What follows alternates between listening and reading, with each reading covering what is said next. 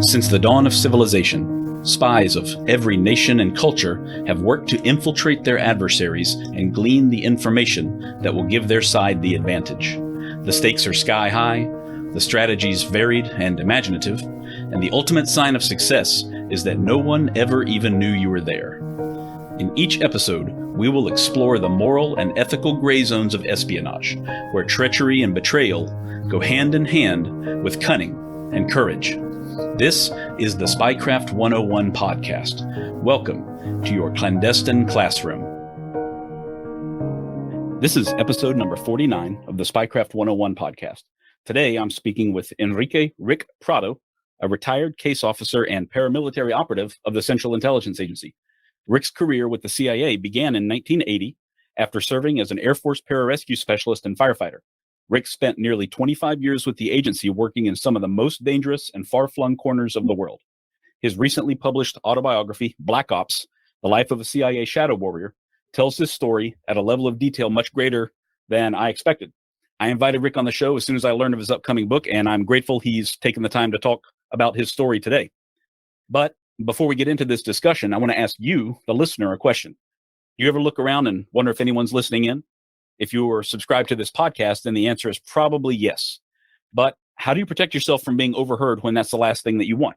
How do you keep your conversations between you and the person in front of you and no one else? The answer is the ultrasonic speech protection jammers from tinytransmitters.com. When switched on, these jammers can effectively disable any microphones nearby. Likewise, if you're part of an agency or organization with unique needs, you can trust Tiny Transmitters to meet those needs with customized solutions designed to your specifications. Tiny Transmitters can embed their newest ultra-small transmitters in devices such as power strips, key fobs, cigarette packs, picture frames, and even in the walls of a cardboard box, almost anything you can imagine, and probably a lot of things you haven't until now. Every order from Tiny Transmitters ships free anywhere in the US or Canada. What's more, you can now use the discount code SPYCRAFT101 to get 20% off your order. Go check it out now at tinytransmitters.com. That's tinytxs.com. Ric, I really appreciate your time today. I've been looking forward to this conversation for months now. Thank you very much, Justin. Thank you for having me on board. Absolutely, absolutely. This is a real honor, honestly. I'm very curious right up front about the publication process for someone with your background, because your book just came out and it's been a number of years since you're retired. So can you talk just a little bit about what it's like to come from that world and then be able to talk at least somewhat openly about it in public? Absolutely. You know, when I took over as chief of operations in the counterterrorist center just before 9/11, I told Kofor I'm meeting with all these international services. They catch my name. Why am I still undercover? He says, you should get out of cover. So I did, but still in our ethos, we keep that discreet. I never, told my neighbors unnecessarily I'm a CIA guy. But what happened was in 2009, my name was leaked. I was already retired, but the programs that I did at the end of my career were leaked to the media. I literally appear in some front page newspapers as CIA's head of some kind of hit squad and by name. Oh, wow. That got kind of like broke the bubble there a little bit, but still the word author was never on my mind until after much browbeating, Kofor convinced me to do so. Kofor Black shares name with me. So yeah, the process to write the book took about 2 years. Getting it through the production review board, the PRB, took about 6 months, which is actually not too bad considering the depth and breadth of my book and the fact that it usually takes up to a year, if not more. I think that one of the reasons that they were fairly lenient, as you know from reading the book, they leave a lot of stuff there that surprised even me. I think that it was the fact that right up front, my very first page explained to them that the only reason that I was writing the book was to not only put my agency in a better light, but to bring forth the true ethos of the men and women that I worked for almost 25 years. Good. Yeah, that's a great reason. That's a great way to convince them, in my opinion, having, not been through that process myself, but that's a great way, I think, to understate why you need to have this book published with as much clarity as possible. I did notice, though, that there are some redacted portions throughout the book. There's a few blacked out lines and a few blacked out paragraphs. So when you publish a book with some redactions that are printed like that, is that like a back and forth with you? Like, no, I really want to leave this in? Or did they come back to you and say, you cannot publish until you remove this, this, and this, for example?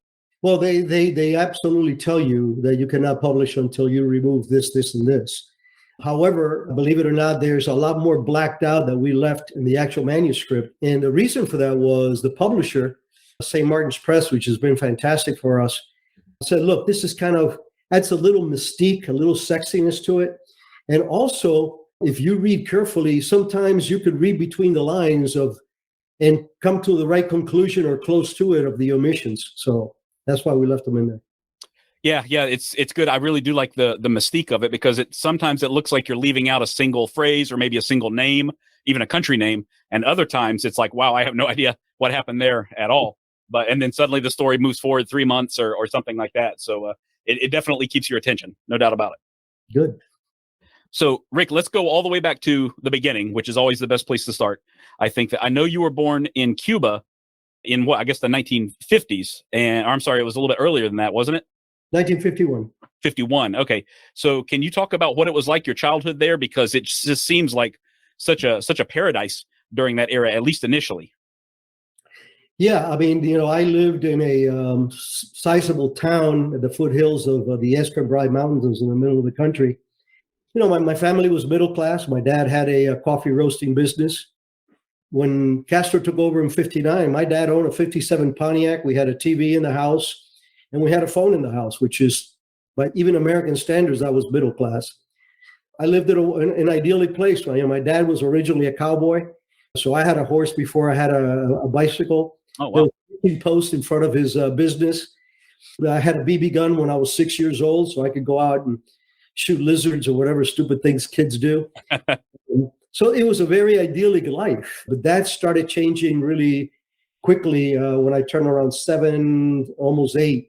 The rebels, because they were so close by in the mountains, and because we were a sizable town, they did some harassment attacks.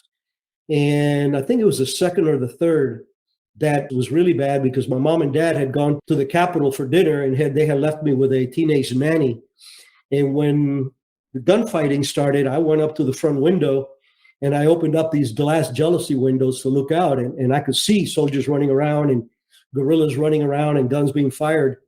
What I didn't realize, that right below my window, there was a guerrilla with an automatic rifle, and he let off 2 loud bursts of this machine gun, literally maybe 2 feet from my face. Oh my gosh. Wow. So, but believe it or not, as a 7-year-old, I think I was more enthralled than I was scared until the nanny yanked me by the shirt and pulled me out and made me swear that I would never tell my parents. And I didn't. Right. That's, my gosh, that's incredible. What an incredible brush with the revolution that you had there. And was there any warning? I mean, was your family talking about, things are getting dangerous around here or anything like that? Or did it just suddenly pop off that night? Yeah, no, I mean, we knew that these things were going on. I used to go into Escambray Mountains with my dad when he was going to do some of his coffee crop purchases and stuff like that. And you saw some of these guys out there. You also saw some bodies out there after frequent scrimmages. So we knew that the revolution was coming. Most people thought that it was a positive change. Most people. My grandfather, and he was not a Batista guy, but that's a different story. So they came into my town several times. That one particular time after that, my dad's cousin, who was a rebel, came in the middle of the night to tell my dad, he says, look, I'm going to allow you to take your son out of Nicaragua, but neither you nor your wife can go with him. And my dad said, why? He said, well, they know we're cousins. If all 3 of you get up and leave, they may come to the right conclusion. So that was my first counterintelligence lesson at the age of 7 or whatever. I went to the Capitol, came back after my town was taken over. When I came back, it was already a liberated, quote unquote, town. And sadly enough, less than 6 months after Castro took over, and even way before, the persecutions, the lack of tolerance for any dissenting opinions, my school almost immediately started telling us that we had to wear these military-like little uniforms, and that if we heard our parents saying anything negative about Castro or the revolution, that it was our duty to turn them in. So within a 6 month period, my dad's business got confiscated. real capitalist. He employed maybe 10 people during the top season. But every company, American companies, national companies, that were all nationalized or put under the government. And the oppression was palpable. I mean, people were literally disappearing, people that had political backgrounds. And my dad decided really early on that he did not want his only child to live under this yoke of communism. And my dad he had not read Marx or Lenin, but it's that innate feeling that men and women have, especially with their children, about the price of freedom and the importance of freedom. So we moved to Havana from Nicaragua in order to get out of the country. And the first thing that I saw coming into Havana, I've been there before, but the first time as part of our beginning of our exodus, was 3 men hanging from telephone poles and trees with signs around their neck that said counter-revolutionaries. Oh my gosh. My mom was in the front seat of our 57 Pontiac, and she jumped over to try to cover my eyes, but too late. That's tattooed up here. That was my initiation into the kind of violence and persecution that was going on. It took me a year to be able to get out. And the reason I say me is because my parents were not able to leave initially. My father made the decision that we were going to leave together. That did not materialize because the way that it works, when you declare that you are leaving the country, they freeze your bank accounts and they inventory your household goods. And you're not allowed to leave until those have been divvied out and re-inventory to make sure that everything is still there. So my dad, growing impatient for several reasons, Mayor Pigs was one of them, the fact that there was some information that they were looking to send me to Russia to study from the school that I was at. My dad, accelerated the process through a program called Peter Pan program. That program was from, I think, 60 to 62, brought out about 14,000 kids without their parents. So I think that was the second grow-up phase for me. And the first one, obviously, was seeing the revolution and the aftermath of the revolution. Being 10 years old, when you put your only child on an airplane to a country that you've never been, that's pretty heady stuff. Mm. And my dad had brought me up as the little man. What does a man do? I was very disciplined. I was very calm, at least in the exterior. But the funny thing is, I remember going through the glass window of what they call the fishbowl, and my mom and dad behind me, my mom crying, of course, and my dad biting his lip, and them checking my little bag, literally a 2-foot bag. That's all you were allowed to take with you. And after that, I don't remember anything until we landed in Miami. Totally blackout. I guess I was in total shock. Or at least my brain decided to erase it. I came to Miami in April of 1962, and almost immediately I was sent to Pueblo, Colorado, to a Catholic orphanage up there. And I think that was growing up lesson number 3 pretty quickly. Any way you put it, you have 4 or 5 cultures and languages and a lot of disheartened kids because you're all orphans. It was a little rough, and some people have characterized it a lot worse than I did, but I was only there for 8 months. Then my parents came out. So they were able to get out just by continuing that process with all of their stuff being inventoried and confiscated. Basically, they were able to legally exit Cuba. Is that right? Yeah, we all had our visas and to come to the United States. That wasn't the problem. The problem was getting the exit permits from the communists. Okay, I see. Yeah, they tried to make that hard. And I know it only got worse after that. Rick, you mentioned one thing really in passing I want to go back to for a second. You said there was word of you maybe being sent to Russia as a student? Yeah, I was going to school in Santa Clara, which is the capital of the then province, Las Villas. They've changed all that. The Monday through Friday, I stayed with my godmother because it was only 30 miles from my house to the capital. My uncle, my godmother's husband, who was a communist, he was a professor at the school at Colegio Martí that I was in, and he saw a list of kids, and my name was on it. These were kids that were going to, on a list to be considered to be taken to Russia for education. And blood is thicker than politics, I guess. Even though he was a communist, he came up to my dad and he says, "Hey, this is what's going on." So that was the final tipping point on that. Yes. Wow. Yeah. Hard to imagine how vastly different your life would have been had he not done that. Yeah, I might be Putin's left-hand man.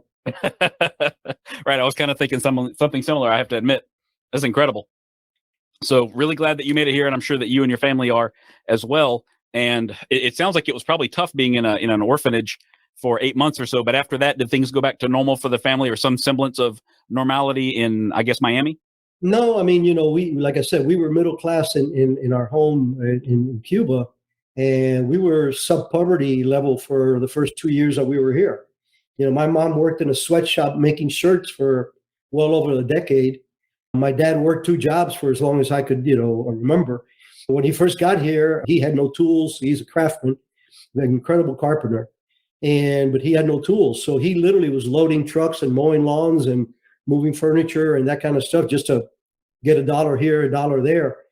It was 6 of us in a 1-bedroom efficiency apartment in a very bad neighborhood. And my only toys were cockroaches and rats. Wow.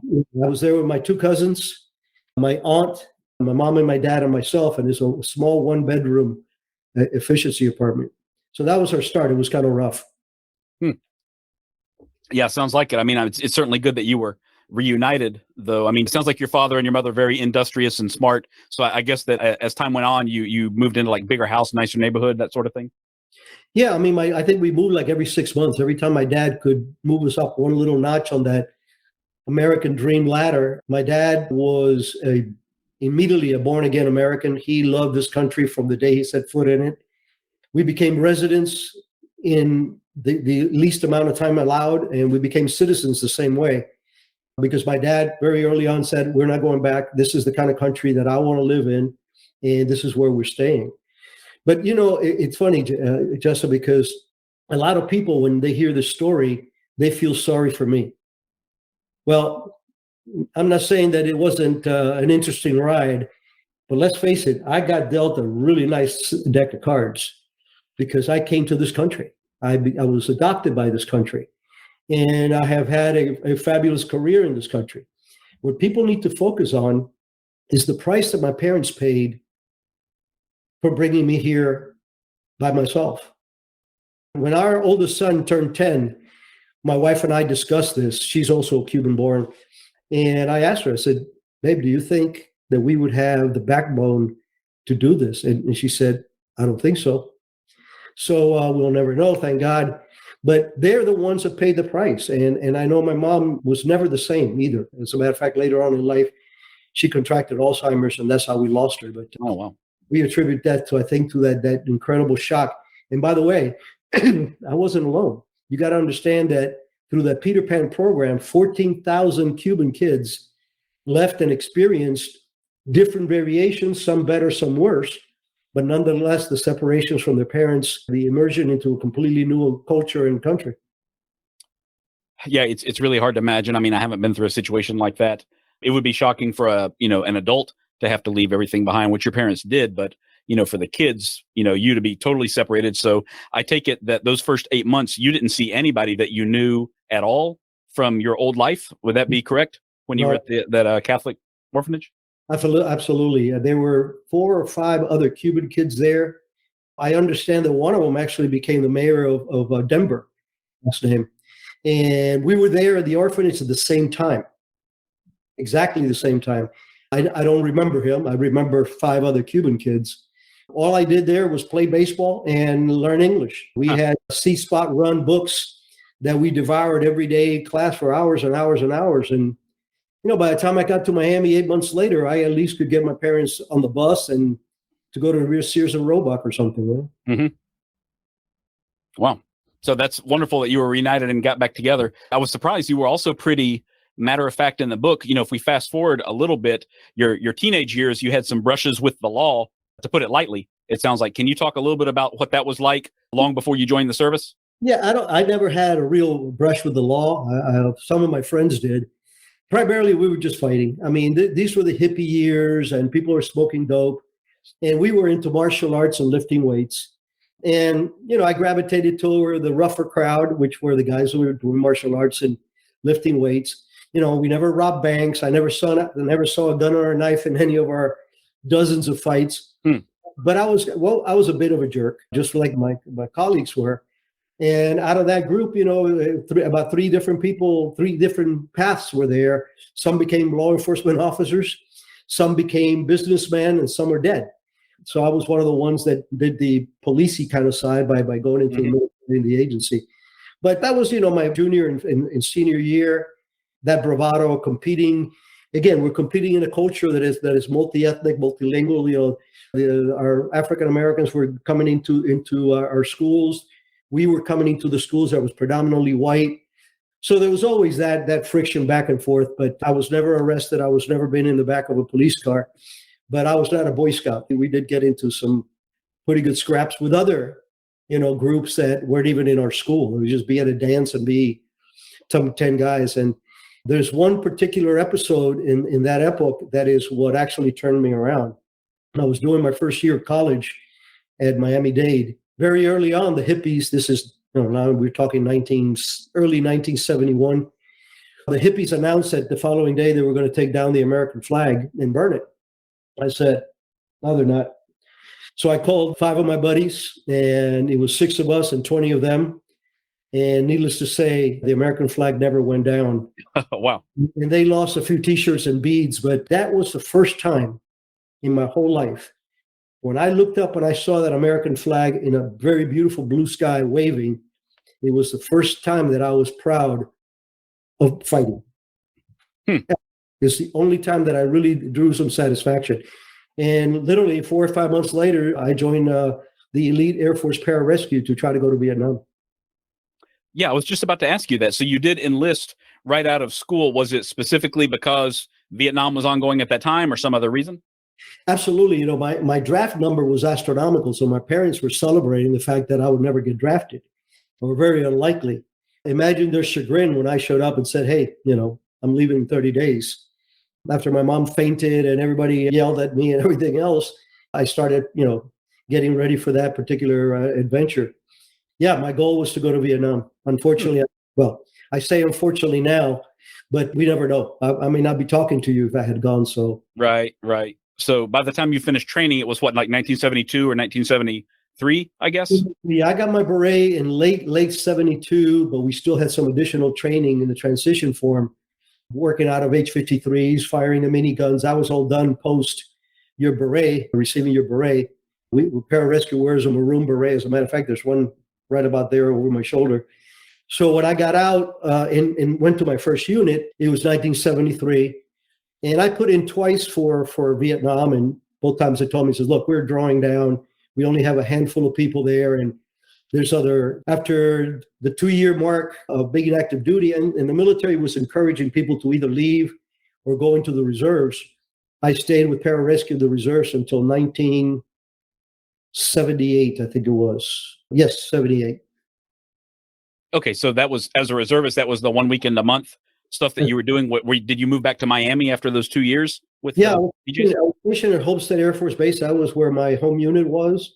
As the usual Prado luck would have it, one of the PJs in the unit that I joined, the 301st, when I went reserves, Jim Wilson, was the captain of the Metro-Dade County Fire Department for paramedic stuff.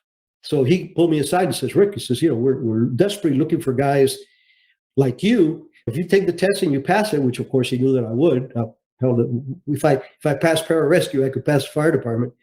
That's how I got in. So for the next 6 years, until I was recruited by the agency, I worked as a rescue firefighter in Dade County, Florida. How did all of this prepare you think, for your career? Because you got in your late 20s. I mean, but it sounds like you were kind of I don't want to make a cliche, but kind of a man of action, from your teenage years on. So did all of this do a good job of setting you up for that career? Absolutely, Justin. I'm a firm believer in God and in the path that he puts in front of us. I'm a firm believer that he will mold you along the way and forge your mettle to be able to be successful in what your path, the chosen path is. So I honestly believe that, from the revolutionary days to the orphanage, to the streets of Miami, to the poverty, to the streets of Miami, to pararescue. Pararescue was a wake-up call for me. I thought I was fit, strong, and tough. Let me tell you, just like with the Green Berets and SEALs and Raiders, the AFSOC guys, the attrition rate is 80%. So it was quite challenging. But yeah, this was the forging of the metal so I could become the individual that I did professionally eventually. Wow. And so all of that, I mean, it sounds like it prepared you mentally, but how does that actually help you get in with the CIA? Was it somebody that you knew again, or was it just a job posting of some sort, or what exactly? No, it's funny. I have never been able to plan my careers or my moves. Sometimes with a 2x4, but he makes adjustments of where I'm supposed to be at. And after pararescue, what happened was in 74, when I joined the fire department, yeah, I was jumping 2-3 times a week because on my days off, I could go down to the base and actually train. But there was no purpose because I wasn't contributing to anything. Yes, I was in great shape. Yeah, I was racking up the jumps and the scuba dives and the medical training and all that stuff. But there was no value to it because I knew that Vietnam was done. We didn't expect another war or nor wanted another war for this country. So I applied to the agency late in 74. As you probably know from being a history person, those were the attrition years for both the military, post-Vietnam, and the agencies. So they told me very nicely that they were not hiring. I tried again in I think it was around 79, maybe early 80. And this time they brought me in on contract to be a medic with our Special Activities Division, which is the Special Operations Forces for CIA. The idea was that anytime that they either had a mission or training, that they needed to have a qualified medic. And not only was I a pararescueman, but I had been riding rescue now in Miami in the 70s for 6 years. So I was very good at gunshot wounds and heart attacks and tracheotomies and all kinds of good stuff. So they brought me on board with that on and off. I did it for several months. And then I decided to go back to the fire department because this wasn't going anywhere. They were still not hiring. And then Ronald Reagan kicked in 1981. And after being sworn in, 2 things happened. The first one was the hostages were released, which has always been a fantastic contrast for me.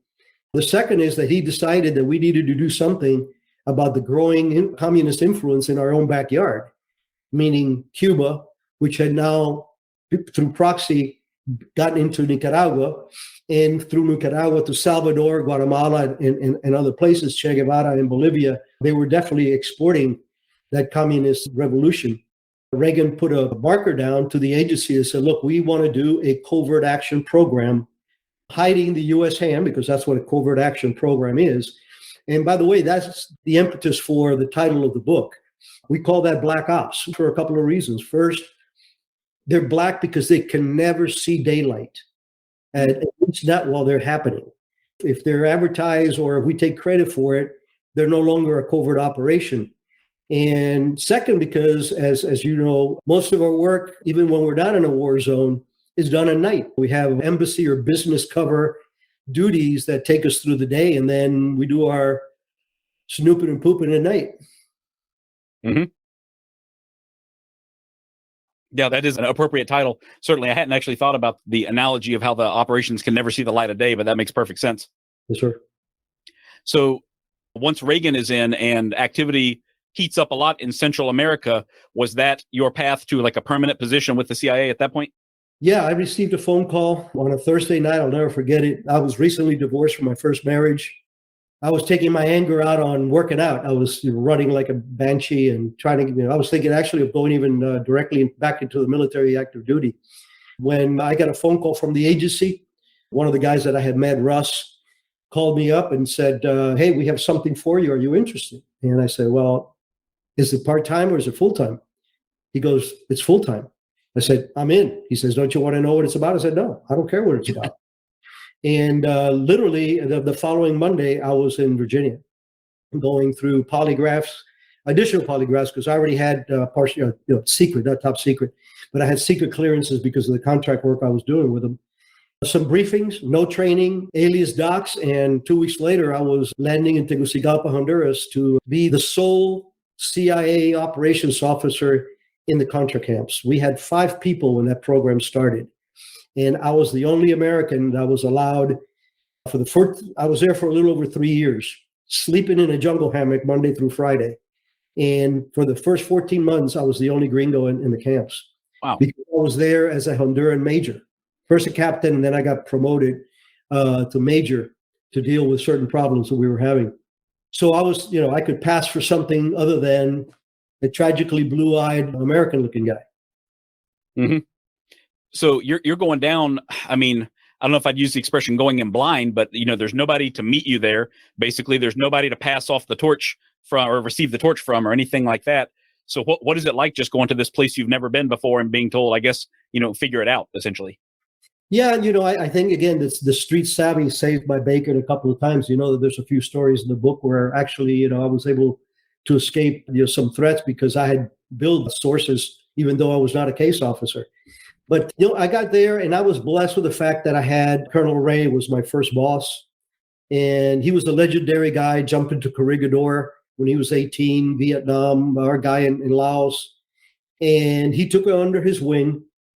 But you got to understand that his marching orders were given to me on Sunday, and he didn't see me again until Saturday morning of the following week, because I would leave like 4:00 in the morning on Mondays to go to 2 camps a week. We had 10 camps in the border, Nicaraguan border. We don't know which side we were on because there's no fences there.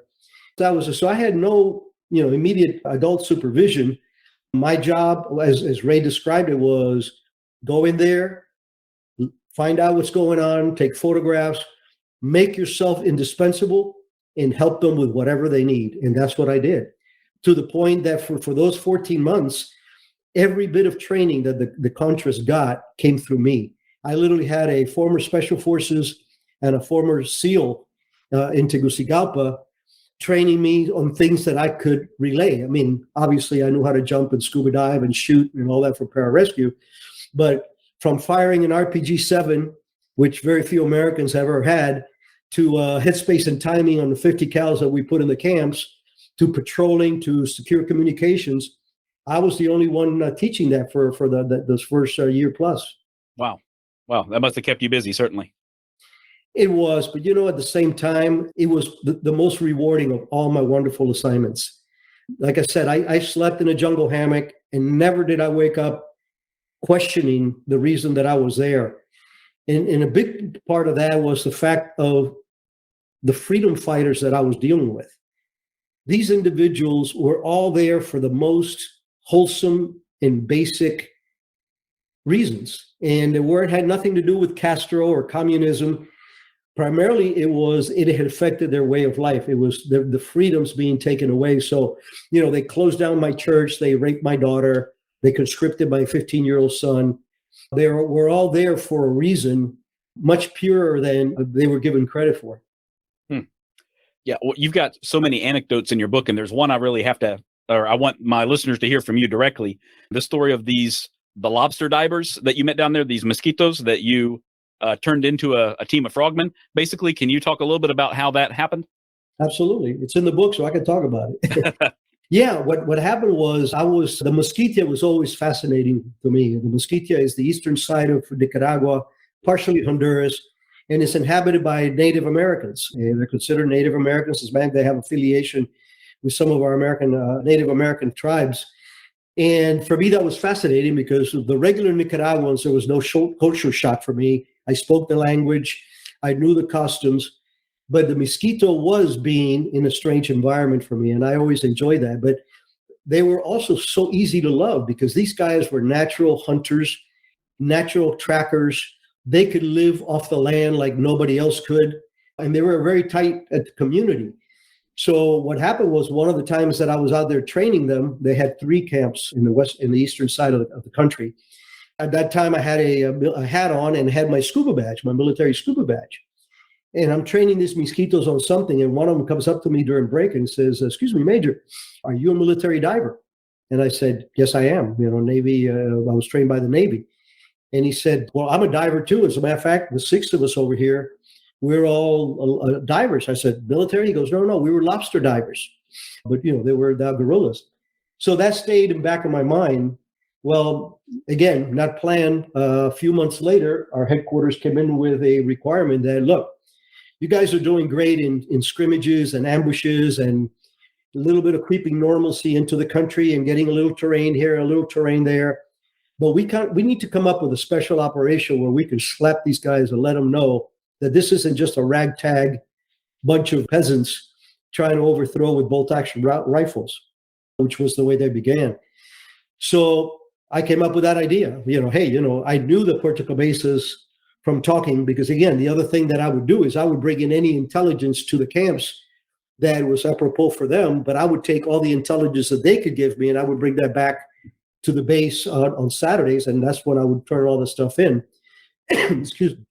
So I knew that Puerto Cabezas was the belly button for all the Soviet logistics that was being done through the surrogate that was Cuba. The direct line into Puerto Cabezas, they have a long pier, and they had these tubes where the fuel or oil, whatever it was, would be transported, and then, of course, ammunition and guns and uniforms, whatever. The long story short of it is I took this, they bought off, headquarters bought off of my idea. I grabbed these 6 guys. I went to a deserted Viborillo Keys, about 70 miles, I think it's northeast of Puerto Limpiro, where we pulled out of. And I had 3 weeks with these guys of nothing but PT, doing compass swims, tying bombs under a bridge, all these kind of militaristic kind of stuff. 2 of them washed out even before we went to the island. They could heck it. But the other 4 were hard as woodpecker lips, and these guys were just awesome. And so we went with the requirement to headquarters, and they came up with a device, which was an 80 pounds of C4 bomb. There's a very good photograph of it in the book, where the bomb is in front, my 4 guys and me and another Honduran instructor that was helping me with the training. So we literally put that on board a Honduran PT boat. And on a moonless night, we sailed down to just outside of Puerto Cabezas. On board, we had brought one of our, what they call a panga boat, which is a huge hollowed out canoe. And that was going to be our infiltration mode. I got in the water with our guys. We lowered the device, put it on the canoe, and took a heading. And my guys went under and started swimming. I was not allowed to go with them, much to my chagrin. One of the few times that I was warned ahead of time that do not do this. I think they were getting wind that I was doing a little bit more than I was supposed to. But they did a fantastic job. It's one of those dream operations where everything went right. We had timed it so it would be late at night. It was a moonless night. And the reason was we didn't want to incur any casualties. We did not want to kill anybody. The idea was to negate the port, not hurt anybody on the pier, because that's counterproductive. That wasn't the mission. And it went like clockwork. The last thing I told my guys was, don't forget to turn on the timer, which was a chemical timer. The guys came back. I was waiting for them with a panga, and they, back on the PT boat. And before the daylight, we were back in Honduran waters. 2 days later, for the first time in my life, I got to see satellite overhead. And I will tell you, there was huge satisfaction of watching that, seeing that, because you got to understand, Justin, I lost my first country when I couldn't do anything about it. I was a little kid. Mm-hmm. And now fast forward, I'm almost 30 years old, or about 30 years old. And I am a CIA operations guy in the jungles fighting exactly the same monster that devoured my country, my first country. And it was trying to devour my current country, because obviously we know that that was their goal, to choke us out. So this was very satisfactory to me. Yeah. That was a great op. I can imagine. Yeah, very cathartic, I'm sure. My gosh. Yeah, I love that story. That was really amazing. Just leveraging the abilities, the skills that these people there already had, helping them out. It seems like you had a minimum amount to do, just train them and point them in the right direction. It all worked out. It was quite amazing. Yeah, like I said, I don't think I ever had another mission that went as smoothly as this one. Yeah. I love it. So I also want to ask you, I know you said you were down there for 3 years. I wanted to ask you about your relationship with Luis Moreno, Commander Mike Lima. Can you talk about him? You mentioned him briefly in the book, but I know it goes a little deeper than that. Yeah, lucky for me, I've been able to reconnect with him about 3-4 months ago. Last time I had seen him was in Washington, D.C., when one of my mentors, the legendary Dewey Claridge, held a very big event honoring the freedom fighters, Nicaraguan freedom fighters. And, some guys like Felix Rodriguez was there. I was there. Joe Fernandez was there. Ollie North was there. So it was a pretty good crowd. This is probably around 2000, It was before 9/11, I believe, but anyway, it draws blank. And he was there. I hadn't seen him since I had left Nicaragua. But, we do have a lot of history. The first part is very benign. He was in Benito's camp. Benito was one of the commanders. And he was actually his radio operator. He was a young officer, second lieutenant. He was a radio operator, but he was always with that piss and vinegar attitude. He wanted to go in there and fight. And he got the courage to approach me and said, Major, I need your help. I want to go inside. I know that I'm doing a good job here, but I know that I can fight. I know that I can lead. So I went to Benito and I said, listen, here you have a guy that is smart, hardworking, fit, and wants to do this. Why don't you give him an opportunity? To his credit, he took my advice, and Mike Lima got the training and went inside, and he became, as far as I'm concerned, Mike Lima was definitely the most efficient and successful commander that we had in the Northern Front. The Miskito had his own, Eduardo Pantin. The South had their own, Ganso. But when it came to the FDN North, Mike Lima was the man. He had gone in and done some pretty good scrimmages and gotten some terrain, and he had come back and he was training his folks at a camp. And our medic at the time, who was a very dear friend of mine, had actually gone on leave.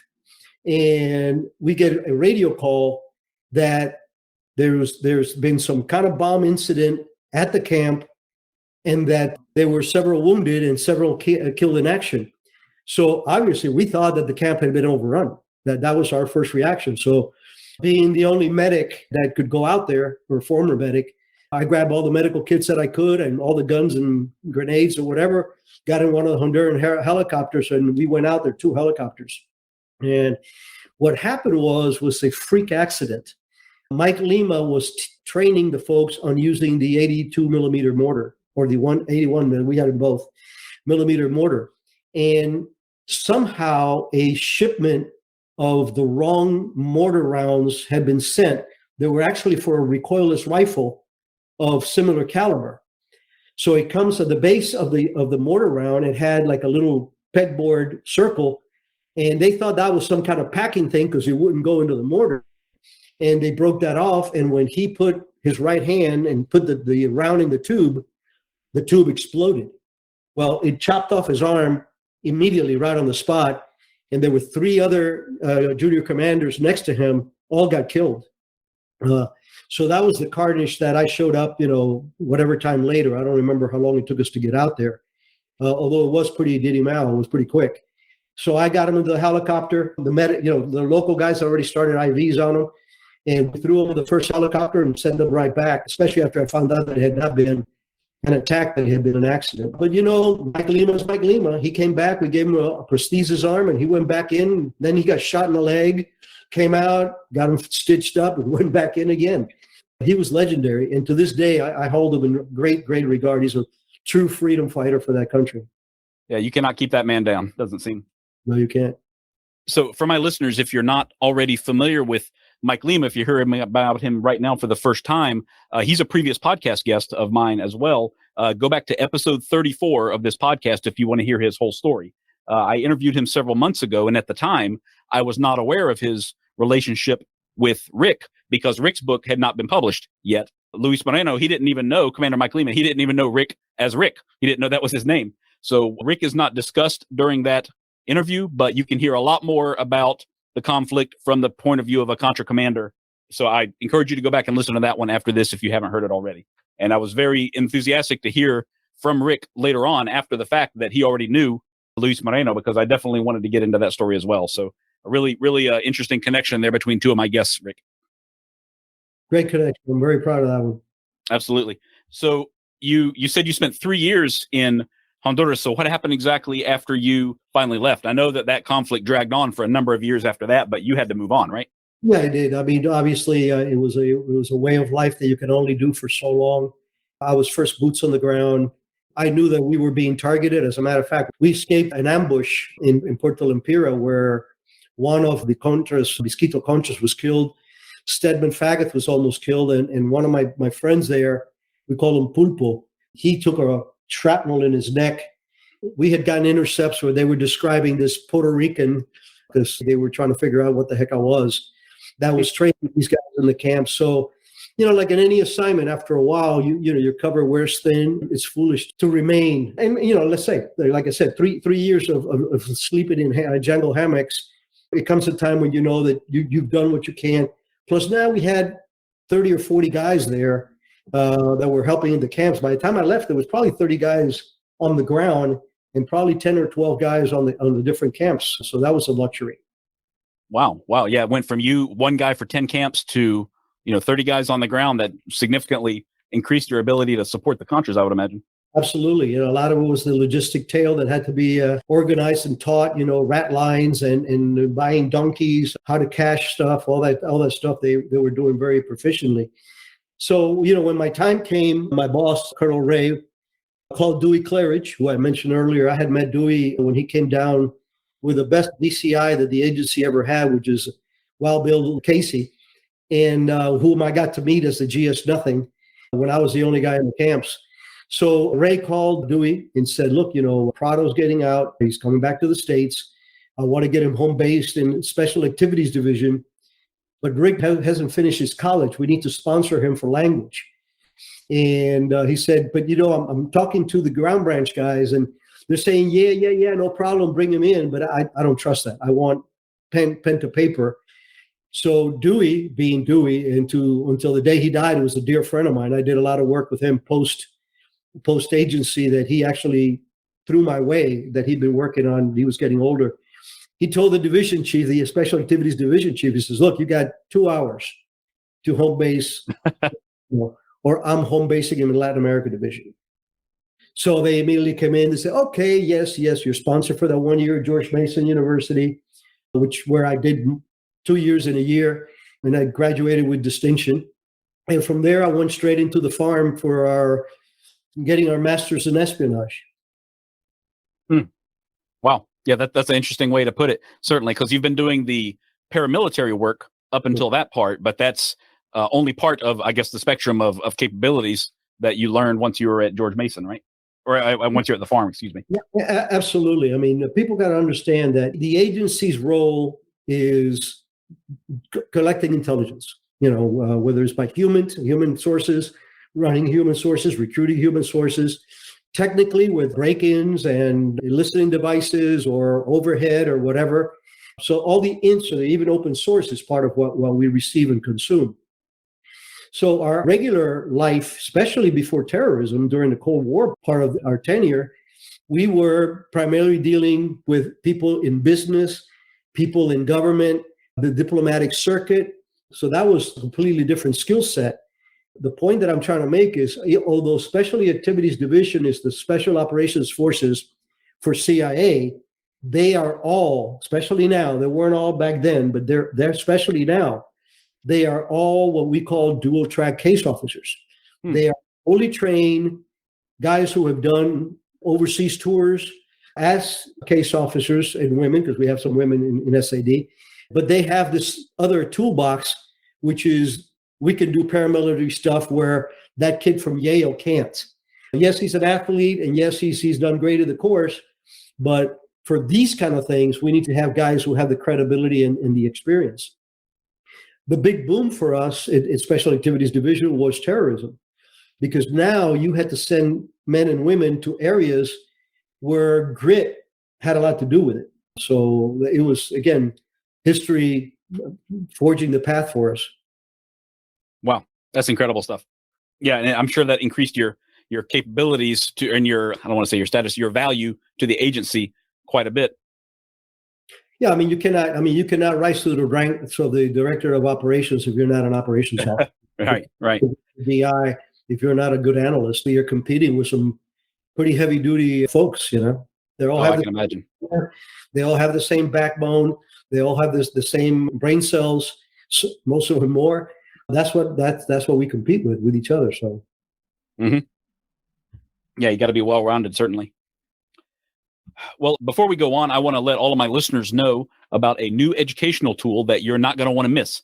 It's the Gray Man Briefing Classified. By now, I think I know my listeners pretty well, and take it from me, this briefing is exactly the news and educational reference source that you've been looking for. You'll get breaking news updates from all over the world on topics including planned protests and riots, low-intensity conflicts, natural disaster alerts, cyber attacks, supply chain disruptions, and more. You'll also get access to articles that help you build your own skills, including urban survival, home security, counter-surveillance, escape and evasion techniques, and more. And this is much more than just a newsletter in your inbox. Joining the Gray Man Briefing Classified also includes invitation-only channels on the Telegram and Signal apps for convenient real-time updates. The newsletter subscription is normally $5 per month, but if you use the code GBC Spycraft, you can save 20% each month for the life of your subscription. I'm already a member myself, and I've been reading and learning a lot since I first subscribed. Look it up yourself at graymanbriefing.com. That's gray with an A, graymanbriefing.com. And use the discount code GBC Spycraft to save 20% right from the start. So, Rick, I want to skip ahead a little bit because I don't want to give away the whole book, of course, to everybody. I want to get to, I guess, the mid-90s at this point, a little bit later. I know that even before your time in the CTC, correct me if I'm wrong here, but even before your time in the CTC, the name Osama bin Laden had come up. Is that right? Yeah, I had left. My first assignment that was pretty orthodox was I was chief of liaison in Seoul, Korea. I did 2 years there as the chief of liaison, working with our 8th Army military intel guys, and of course with the local service and the local police. That was a relationship that I personally established with the local police. And when I went back, just before leaving Seoul, I got my GS-15, which is colonel rank for us. And I got a branch. I was the chief of Palestine. I was made the chief of Palestine branch at headquarters at CTC. That lasted about a month or 6 weeks when our chief of ops called me in and he said, your name has been raised to start a task force. It's going to be an actual station, a virtual station outside of headquarters, but it's going to function as a station. And it's a task force targeting Osama bin Laden. And I said, who? Exactly. And Mike Scheuer, who was the chief, I was the deputy chief of station and senior ops guy. Mike Scheuer was an analyst, and he was already an SIS officer. I was the GS-15. So he was the chief, and I was the deputy chief. And we literally started the very same task force that 18 years later was able to geolocate bin Laden and have our SEAL team guys under the agency's auspices, Title 50, shoot him in the face. Wow. So all the way back at the beginning, I mean, that was certainly a very long road, of course, to get there. Some of the earliest work was this group called Alex Station. Is that right? Yeah, Alex Station is the task force. That was that station. That's what it became. And the reason what Mike Scheuer had just had a son, and his name was Alec, so he named the station. It became Alex Station. Oh wow! And you know that was started either real late '95 or real early '96. It was breached because I remember the holidays were in the middle. But you know, just in less than a year later, I would say 6-8 months later, we had tenfold increased our knowledge of bin Laden, because now we were tasking every station, every place that we could go, going to liaison services. I had, I'm the traveling dummy, going to Saudi Arabia, going to Egypt, going here, going there, Ethiopia, all these places, trying to gain some support for these kind of programs and briefing on what we were trying to do. And you got to understand that in late 96, early 97, we knew what bin Laden was having for lunch. We had in Khartoum, he was in Khartoum, Sudan at the time, which was actually a hotel for terrorists. If you were a terrorist with money, you had complete sanctity there in Khartoum. Well, he had a compound in Khartoum with some mujahideen that he had brought back. Pretty rough combatants, but they were not PSD kind of stuff, personal security details.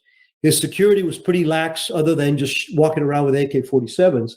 And Kofor Black, who was my boss in CTC, he was the director of CTC when 9/11 happened, was the chief of station there. And he had as his number one chief of surveillance a legendary Green Beret who's been a friend of mine since 1990, Sergeant Major Billy Wall. 8 Purple Hearts, Mac VSOG. First guy to ever do a combat jump in Vietnam was him. That kind of bigger than life guy. And he was in charge of our surveillance. We had a surveillance team that went out and tried to see who was who and take pictures. And he literally had a little safe house that he had absconded above the compound. The first photographs that CIA was able to take from our own hand was Billy Waugh with a big ass lens from this little safe house. And he used to run around the compound. And, again, you're talking about a combat veteran of renown. He knows what security is like. He knows where the weak points are. So we made several recommendations, even that early, for capturing at least whatever else legally we could do. I don't care. But at least capturing him and bringing him to justice. Because all the intelligence that we were getting out of Afghanistan, out of Saudi Arabia, out of Khartoum, it was that he was sponsoring terrorism. And there were a lot of camps that he was building up and supporting financially that we had overhead and everything else on them, that they were actually doing that kind of training. So there was no doubt on us that he was up to something big or becoming something big. He eventually became the godfather of terrorism because he forced a nexus with, other terrorist groups and would support them if their enemy was compatible. So in the late 1990s, 96, 97, Billy, who, like I said, was a friend of mine, I just talked to him 3 days ago. He often tells me when we get into the topic, he says, Rick, I could have killed him with a pencil. And I thought, well, I could kill you with a pencil, but he got that close to him. Sometimes he drove his car by himself. And Billy used to say, if we came in there with 2 A-teams, 24 guys, surprise, flashbang, boom, boom, we probably won't lose anybody. And we will get him out of there and get him out of the country. Or if it was a more lethal operation, more lethal. But we didn't. And, we all enjoy 20/20 hindsight. But with 20/20 hindsight, if we would have done something to neutralize bin Laden in 97, the ship Cole would not have been blown up. The 2 U.S. embassies in Africa would have not been blown up. And most likely 9/11 might have not even happened. Yep. It's incredible to think about that kind of thing, on how these world events turn on a decision that doesn't seem that important, I would guess, at the time. But I would assume that Billy Waugh's ability to take him out at that time, that wasn't something that went all the way up the chain. I mean, was it discussed at a high level? Should we do this? Or do you think that was something that was like, well, he's not that significant of a threat? Understanding is it was briefed all the way to the White House, the capability and the ability to do so.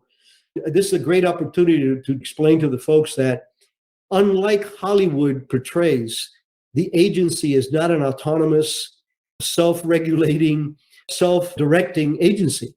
We have more oversight than any other federal agency in the United States. We have to have, every so many years, polygraphs, lifestyle polygraphs. We're highly regulated. And people say, well, the Bay of Pigs, the CIA screwed that up. No, it didn't. That wasn't even the plan that was executed was not the original plan. That was all politics. It was the State Department with Kennedy that completely changed the original arrangements. The point is, the agency's successes and the agency's flaps are all known by our administration, because the agency does 2 things: collect intelligence and do covert action. And covert action necessitates presidential findings, like what we got after 9/11 on 17 September, where Bush Jr. signed a lethal finding for us to go and do what we did in Afghanistan. So we could have done it. We could have definitely done it. Right. Yeah, that's incredible to think of what could have been, but on the other hand, none of us would know what could have been, because you never know what events you negate through proactive action or anything like that. You only know that it was probably for the best in the end, but there's no way to put a count or quantify that, really, unfortunately. So all of this, I have to ask, obviously he built up to what would eventually be the 9/11 attacks, with the Cole bombing and the embassy bombings, and we're getting, progressively more lethal. Were you surprised when it did eventually happen? Were you surprised that he was capable of pulling something like that off, or was it not surprising at all at the time? We all know where we were on 9/11. I had just taken over the chief of ops slot in CTC from Hank Crumpton in May of 2001, when I came out of that radical Muslim country that I was chief of station for under a year. I took over the chief of ops job in May, and of course 9/11 happened in September. And Up to as soon as I got there, we were briefed immediately the fact that there was a lot of intelligence indicating that there was something major going on the Al-Qaeda part. They were planning something big. All the intercepts, all the communications, all the sources, all the surveillance on different people that we had surveillance on worldwide were indicating that they were going in a war footage. But again, unlike Hollywood, intelligence is not a puzzle that comes in a box with a picture and you just put together the pieces looking at the picture. If indeed it's a puzzle, it's missing a whole bunch of parts. So we knew that there was something happening. We knew that the Al-Qaeda was definitely planning something, and they consider it big, but we had no idea when or where or what it was going to be. And that was the chagrin for me that led to in the future for different ideas. The fact that, the motto of CTC is preempt and disrupt. And we have to be able to disrupt and preempt in order to preempt certain actions. And we didn't have the right sourcing at the time, but we were trying. We knew something was going on. Can you describe, I know you said you were at the CTC when the attack actually occurred. Can you kind of describe those initial minutes and hours and days there when the attack occurred? I know that was unforgettable for everyone, but especially someone in your position. Yeah, I mean, I was literally outside of Kofer's office waiting for him to get off the phone. I needed to brief him on something. I'm talking to the secretaries. There's a big TV right in front of their office there, and we see the first plane hit the Twin Towers. Well, first of all, we didn't know that it was the Twin Towers right off the bat, and it looked like a smaller plane, let's face it. We thought it was some kind of a twin-engine Cessna or something, because it was so quick. I mean, you could only absorb so much. We had, like I told you, we had a lot of federal officers of different agencies, and we had an FAA guy. And he came up to me and he says, Mr. Prado, he says, we got a problem. I go, okay. He goes, we have 4 aircraft that hit their transponder that, they were under duress, and none of them are answering our radio calls, our encrypted radio calls back to them. And just about that time, the second plane hits the other towers. And obviously, that very second, we knew that this was not an accident, that this was an act of terrorism. And I remember that the first thing I did was I turned to the chief of staff. Kofer's chief of staff was standing right near me, and I said, get a cable out to every station, CIA station in the world, and tell them 2 things. Start digging your sources for anything that can lead us to Taliban, Qaeda, or who the hell did this. And second, to watch their 6, because this is not an isolated event. This is a declaration of war. So from there, I literally did not go home for 3 days. CTC was evacuated. As a matter of fact, all government offices were evacuated, because remember, there was a 4th plane that, luckily for us, some very brave young folks sacrificed their lives to make it land and crash into Pennsylvania somewhere. Mm-hmm. Then whatever the other target was, where the rationale was they hit our economic, they hit our military. Intelligence is a natural option that had to be considered. George Tenet came on and said, everybody goes home. And Kofer said, anybody that wants to go home can go home, especially if you have kids, but I'm staying. And of course, I was staying anyway. And lo and behold, there was people that went home, got their kids, took them home, and came back into the office. We were banned 24/7 from then on. Like I said, I didn't go home for 3 days. I literally showered in the gym and drank coffee most of the night, because we're getting woken 2 or 3 times. Because again, we're in a worldwide business here. Asia is sending you something, you need to read it, whether it's 6 o'clock in the afternoon or 3 o'clock in the morning. Mm-hmm. And as bad as 9/11 was, and as eviscerating for all of us, especially those of us that, I lost friends in 9/11. There was also some really good stories. We had guys coming back. We had 2 paramilitary officers, Tom and Bud, who were both in 6-figure jobs, one with Coca-Cola, the other one with either the same or something similar. And those guys showed up at headquarters and said, we'll take a GS-12 position. We'll bring coffee to the bosses. We can't miss this fight. And they eventually ended up even going to Afghanistan. We had a very senior intel officer that was retiring. He had already put in his retirement papers. And he showed up in my office and said, if you give me any job, including getting you coffee, I will tear these orders up. And I made him Hank Crumpton's deputy. He turned out to be. John was an exceptional case officer. So there was a lot of those stories that were the dedication. One of my favorite stories that's in the book is I had a pregnant lady in Hezbollah branch. She was the deputy of Hezbollah branch. And she was literally 8 months pregnant when 9/11 happened. And 7 or 8 o'clock at night, I'm making my rounds, and there's Christy sitting at her computer with a belly out to here. And I walked up to her and said, what the hell are you doing here? Well, until today, nobody had killed more Americans than Hezbollah. We just want to make sure that it wasn't us. I said, listen, I have brought 2 kids into this world, delivered literally, and none of them were mine. Neither one of them was mine. I ain't about to do a third. I called one of my logistics guys and we had her go home. And the reason I tell the story and the reason I love the story so much is because we all know what Mama Bear becomes dangerous is if you come near her cubs. There's no stronger human feeling than maternal protection of that baby. And for professionalism, patriotism, and dedication to be able to offset that innate action to have an 8-month pregnant woman in harm's way. To me, that was one of the bravest things or more dedicated things I've ever seen in my life. Yeah, that's incredible. Actually, something you just said, I did want to ask you about that as well. So you said that she was an analyst working Hezbollah and determining whether they were involved or not. So how quickly in the aftermath of the attacks did the CTC zero in on Al-Qaeda, among all the groups that, of course, wanted to, wreak havoc in the United States? Yeah, well, actually, Christy was the deputy chief of the branch. So she was an ops officer. Okay. But we do pretty quick. I mean, we all suspected that it was Al-Qaeda, that it was, bin Laden, obviously, but we needed some proof. And then, of course, all the writing was on the wall when we started getting some of the additional intelligence. So I would say immediately we really strongly suspected. Very shortly thereafter, we knew that it had been bin Laden. Okay, yeah, it seems like my own recollection is within days. I mean, that was the primary, suspect on the news, at least on the open source media at that time.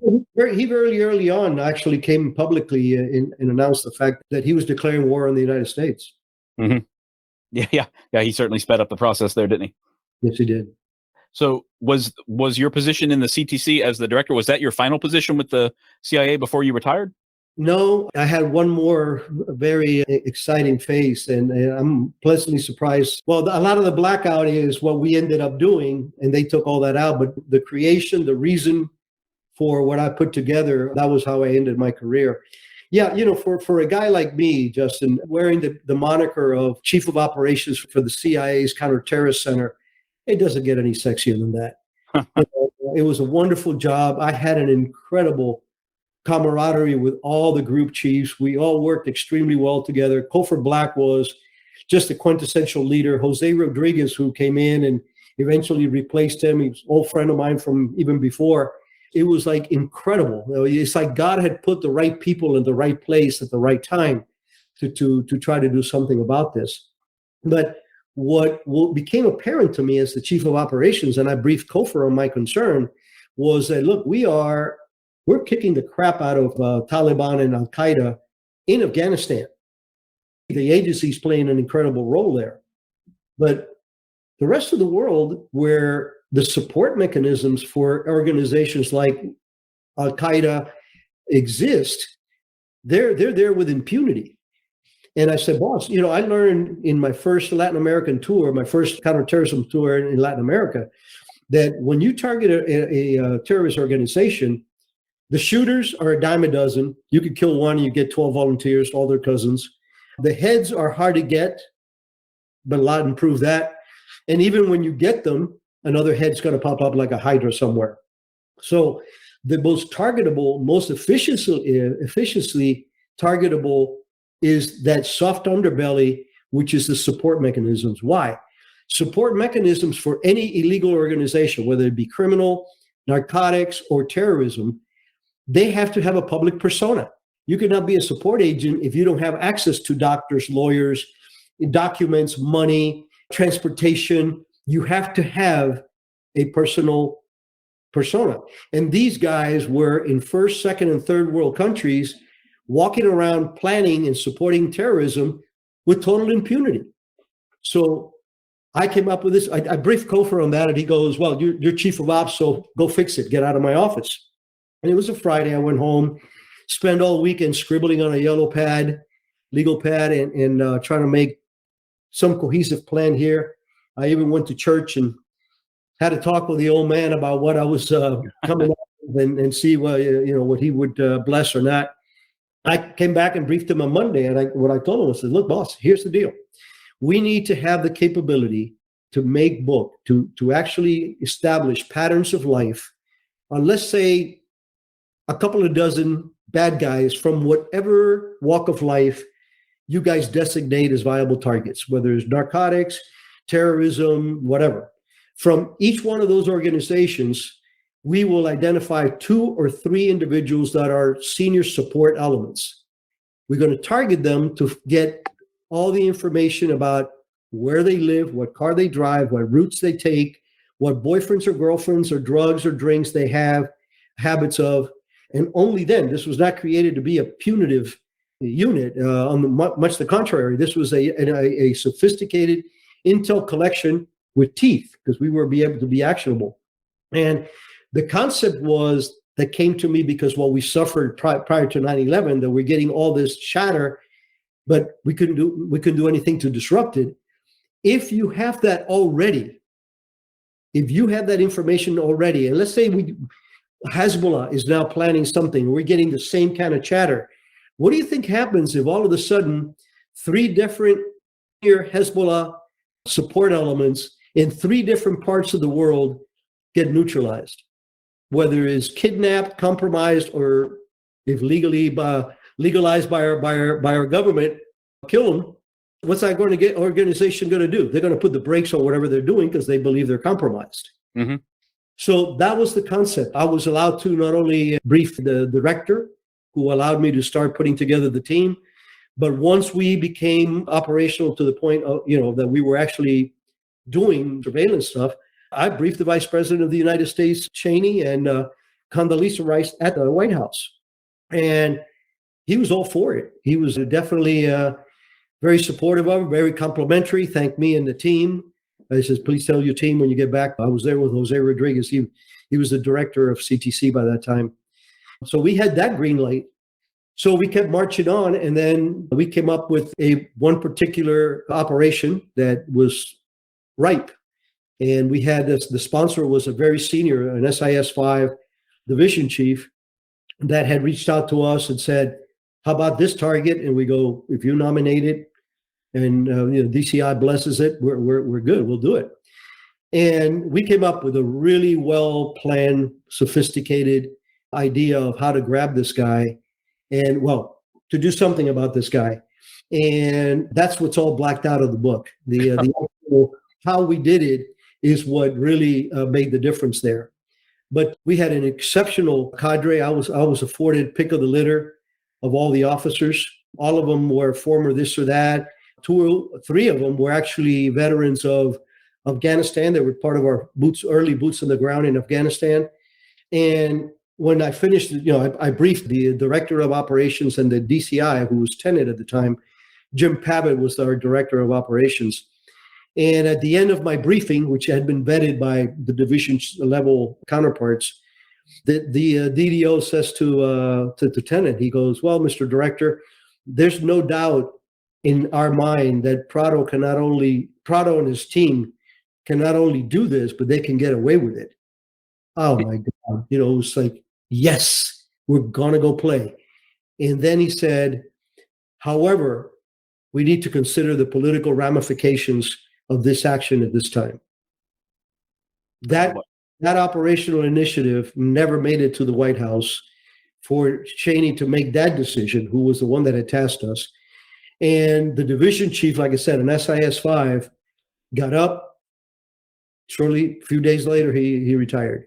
Oh, wow. Yeah. Man, that's unfortunate. You were right there on the cusp, weren't you? Yeah. Well, to tell you the truth, and my wife knows this, they would have had to send a team to get me out of that team because I would still be running that team if I would have been allowed to do what we wanted to do, but it wasn't meant to be. And I'm sure that there's some extraordinary reasons from above that wasn't what wasn't supposed to happen. But it was very hard blow for me because I knew that, like I told Tennant, I said, sir, we cannot, if I would have had this capability before 9/11, I might have been able to disrupt Al-Qaeda. And I said, but what you got to understand is we cannot build the firehouse when our house is already on fire. We have to have these capabilities in a box. I mean, my God, our budget was like $4 million a year, for God's sake, which is, hell, that's a handful of Air Force fighter pilot seats. Right, right.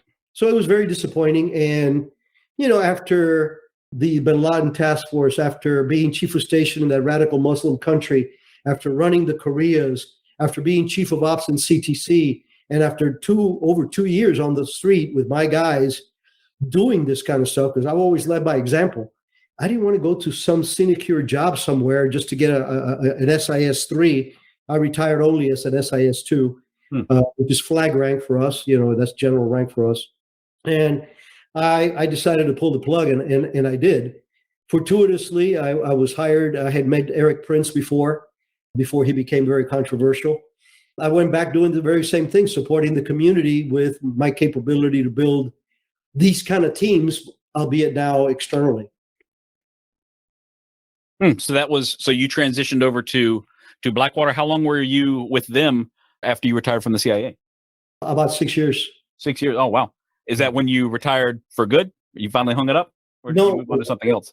It comes at the end of this book. This book is more work than I expected, especially the aspect of it.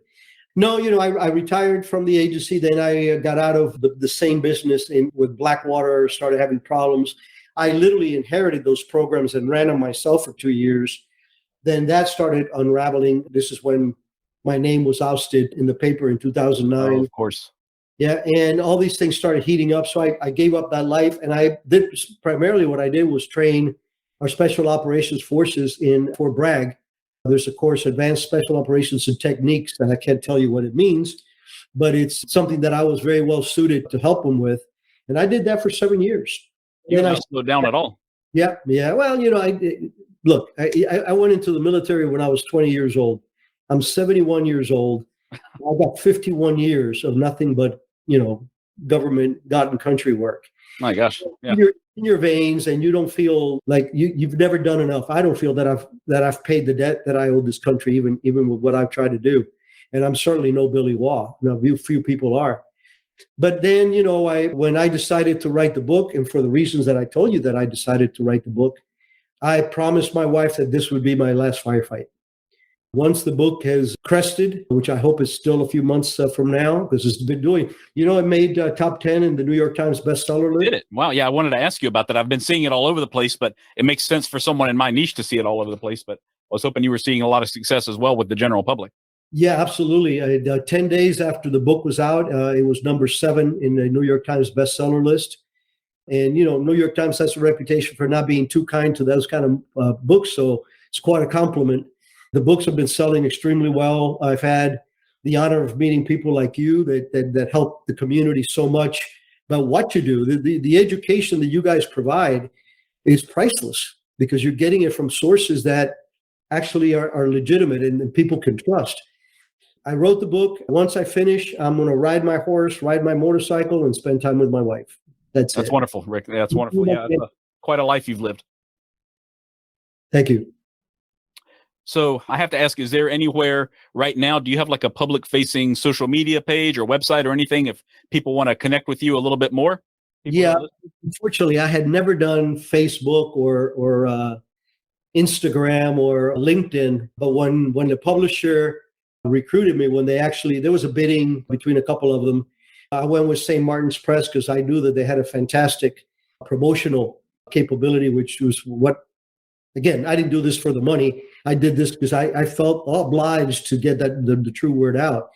For me, it was, do this or don't. but it was going to be my last effort. There was nothing else I was going to be able to do out there. So I went into the social media side with full force. I got about 5,000 friends out there between those links. So either in LinkedIn or Facebook or Instagram, if you look up Ric Prado or Black Ops, you can connect. Like I said, the book has been selling extremely well. I do have a website, www.ricprado. That's Rick without a K, is RICPRADO.com. And that takes you to the web page that talks about the book, my background, and it has links that will take you to places like Amazon and Barnes and Noble and Hardwick, Warwick's or something. Different book vendors out there that you can get the book from. Awesome. Well, thank you so much, Rick. Yeah, I've read the book, like I said, and for the listeners, we've been talking quite a bit, and we've talked about many different things that Rick has gone through, and we've covered about half of the material at most in the book. So don't think that just because you've heard this interview that you've got a handle on everything that he's done and everywhere he's been, because we've left out a lot, honestly. So make sure you pick up a copy of that. It's a great read. It's one of my favorites that I've read recently. And Rick, thank you so much for taking the time to talk to us about it today. Well, thank you. And my parting shot is that the book is not only about my adventures. I made it a point to try to highlight as much as possible my bosses, their accomplishments, their sacrifices, my peers and my subordinates, because it is a team sport. And I will tell you, I'm not the exception in CIA. There are many guys out there and ladies out there that are true unsung heroes. And if I had not been ousted in 2009, chances are you would have never had this conversation with me, because the interest wouldn't have been there at all. But I was already out. So. Yeah, I can imagine. Absolutely. It makes perfect sense. Well, thanks again, Rick. Yeah, a lot of the names that you mentioned in the book, those people that you can attach last names to, I certainly saw a lot of familiar names from my research over the past couple of years. So you've run with some very, very high profile, very important people. You've been among them your whole career, it seems. Yes, sir. All right. Thank you so much. Well, take care, Rick. All righty. Thank you very much. If you're interested in more of Spycraft 101, look for my page on Instagram at Spycraft 101 and at cold.war.stamps, or connect with me on Patreon. My patrons get exclusive access to long-form blog posts that dive deep into some of the most amazing stories in the history of espionage, and receive free or discounted books and products from the Spycraft 101 store. That includes free PDF copies of my own book, Spy Shots Volume 1, 101 True Tales from the World of Espionage, and Covert Arms, Weapons from the World of Spycraft and Espionage. I want to say a big thank you to all of my patrons, including Jack T. and William M. With your support, I've been able to continue funding my research and publication across multiple platforms to date. You can also find more great articles on my website, spycraft101.com. Thank you all for listening, and I hope you'll stick around, because there's lots more to come. Thanks for listening to this program brought to you by Daydreamer Network. If you enjoyed the episode, please don't forget to rate and review on Apple Podcasts or your preferred platform. Your feedback allows us to rank on the best new shows list and continue to grow our podcasts in order to bring more unique and talented storytellers to the network. To check out our shows, including programs about relationships, sports, business, nutrition, leisure, and more, head to www.daydreamernetwork.com. We look forward to seeing you back next week for another great episode. Have a wonderful day.